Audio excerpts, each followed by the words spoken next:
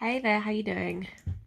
So the UK is currently going through rail strikes. The whole of the country has a severely reduced train service, and the tubes have also gone into strike. And it's the rail workers who have initiated this. Now, when I say rail workers, it's not necessarily the train operators. It's also the cleaners, it's the engineers, it's the signalling staff. It's not just people who are often perceived to be paid quite well. Now, when I was younger, I used to be really against striking. This is before I entered HR. My thought process was: you get offered a job and you sign a contract knowing that that's what you're going to be paid. You're not going to be guaranteed a pay rise. You That's what you agreed to, so it's fair game. Now, it was probably naivety. I probably wasn't aware of inflation and how prices go up and life gets more expensive in my younger years. And now, actually, I'm I'm pro striking if it's necessary and needed. Now, these guys are striking due to the owning companies wanting to reduce staff, wanting the current workers to increase their hours. They're not offering much of a pay rise. They're certainly not meeting inflation anyway. And these are actually private companies running public services. If you look at an actual private company as an example, any private company, employees don't get the privilege to strike. They can't sit there and say, I'm not coming into work via their union. Unless, they're part of a different sort of union, like Unison or so on. They can't just sit there and strike and down tools and say, I'm not working unless you pay me more. Your boss will probably likely turn around and say, well, go and get another job then.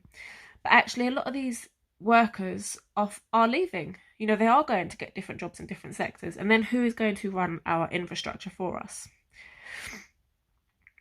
Consider that these rail workers might actually be starting a movement, because we're aware that teachers and nurses and barristers are going to vote as to whether they want to strike for better terms and pay. Essentially, it's not just pay for these guys, it is better working conditions as well.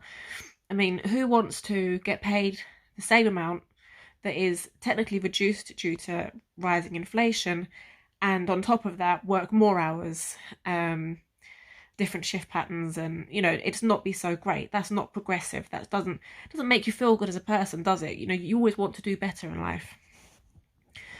But yeah, so these other sectors are also, they're considering, or they're putting to vote as to whether they should strike or not based on their current circumstances and conditions.